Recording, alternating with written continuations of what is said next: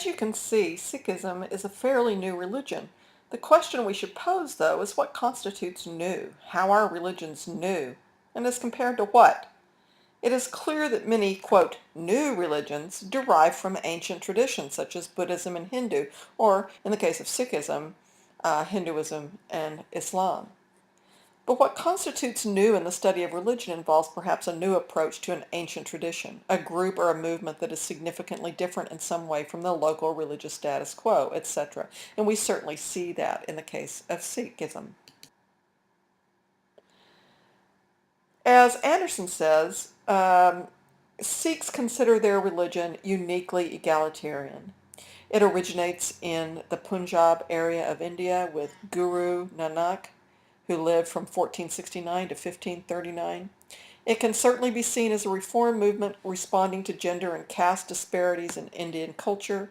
It drew on both Hindu and Muslim ideas and practices, especially the Hindu and Muslim mystical traditions of Bhakti and Sufism, both of which, if you'll recall, were reform movements in their origins.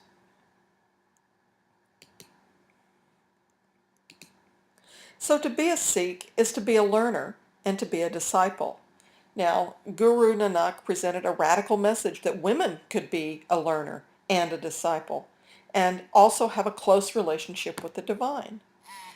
Guru Nanak made it clear that the householder role was preeminent as distinguished from the ascetic stage of life that Hindu men aspired to. So it deviated from traditional Hinduism in that and in other ways. He did leave his family, of course, as you read, but he returned to create a sacred community devoted to the practices of remembering the divine at all times, making an honest living without exploitation or fraud, and sharing with others or helping those in need. Sikhism is the fifth largest world religion. It was founded in the Punjab region of India, and so it maintains some ideas inherited from the major religions in India.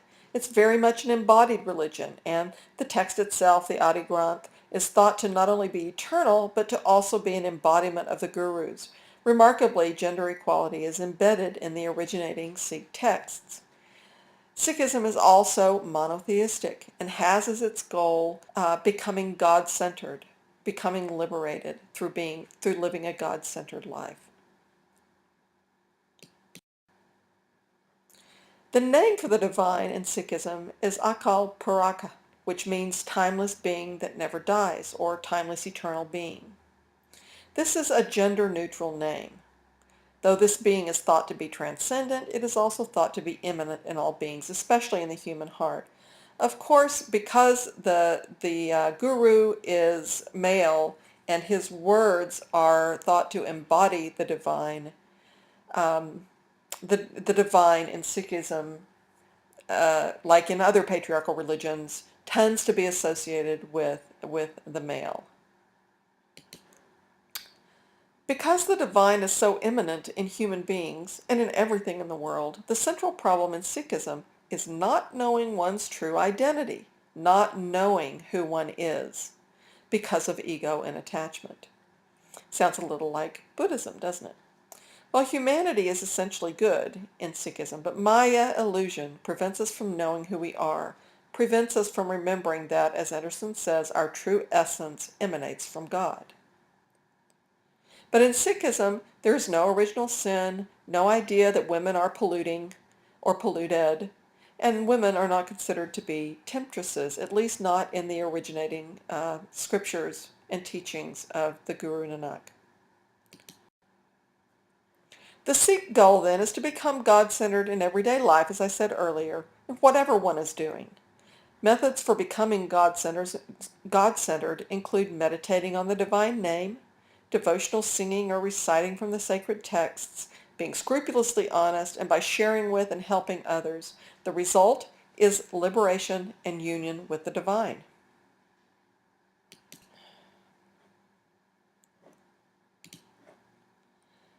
General gender issues in Sikhism include the problem of associating warrior status with maleness. Now, you read this week a little bit about the history and the development historically of the warrior status in Sikhism.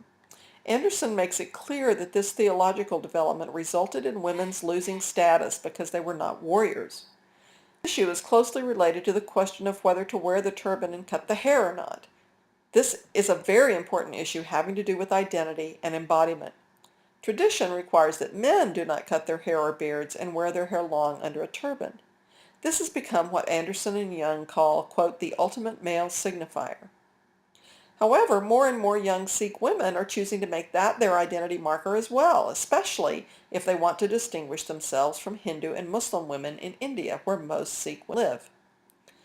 Anderson and Young note that the internet is vital to the development of female Sikh identity precisely because most websites promote turban wearing as normative when in the actual community in India it is not. So that is a Western development and debate.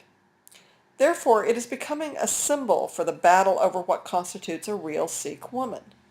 Please check out the piece that I posted about a Sikh woman who defies Western conventions of beauty by refusing to shave or otherwise treat the beard that she naturally grows.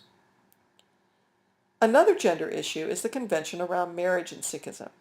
Because marriage is considered to be a sacred relationship, divorce is considered to be dishonorable. This is a problem for women in abusive relationships who are pressured to preserve their marriages at any cost. And finally, the Indian cultural preference for sons results in a high rate of female infanticide and feticide, whether by abortion or violence toward a pregnant woman, despite its condemnation by Sikh gurus.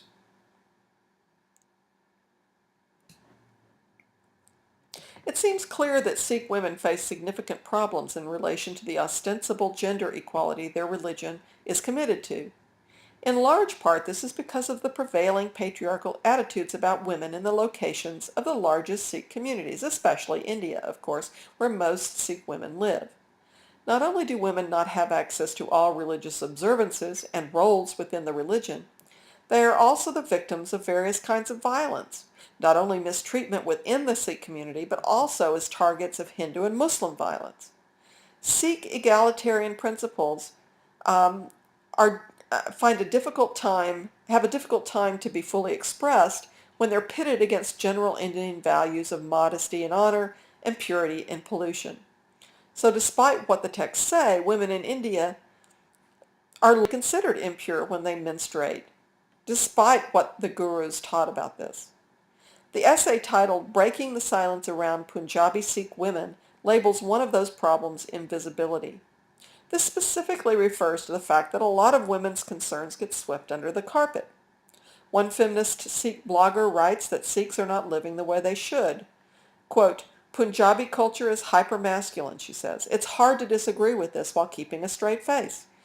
Because Punjabi culture is the backdrop in which most Sikhs are brought up, there are double standards in many Punjabi Sikh homes. These conversations aren't about individuals, they're about the framework of power in Punjabi culture in which we communicate, think, and behave. Until we recognize that framework and until we move past it, women's voices will remain unheard. End quote. And when people don't live the way they should, what recourse do women have? Well, according to many Sikh women, they experience fear that when women complain about their treatment, either in a marriage or in the community, people get a negative image of Sikhs, and they want to be seen in a positive light, just as anyone does. There's also the question of whether or not issues involving women are, quote, real issues. Many Sikhs feel that the community is in danger if women's issues are brought to the forefront. Of course, they are community issues, and they're important, but they often reflect badly on the community. You would hear this kind of concern over, for instance, domestic violence in religious communities as well, especially if they are new religions or otherwise marginal religions and they're still working out their identities. Making problems public causes an identity problem for the community. Someone will also question whether or not women's concerns are being overblown. Are the complaining women either exaggerating? Are they lying? The other objection is that it's simply irrelevant because the issues are women's issues. As I noted before, Western Sikh women have found themselves barred from participating in rituals that are male only in the Punjab, despite the fact that they routinely participate in those rituals in the US and the UK. This points to the importance of location again, and the power of assimilation and adaptation that occurs in diaspora communities like the Sikhs.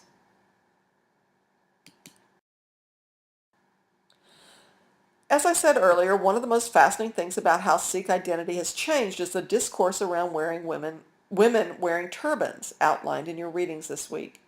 The internet is where Sikh gender identity gets worked out, creating a highly visual, visible ideal that bears sometimes no resemblance to the reality of women's lives.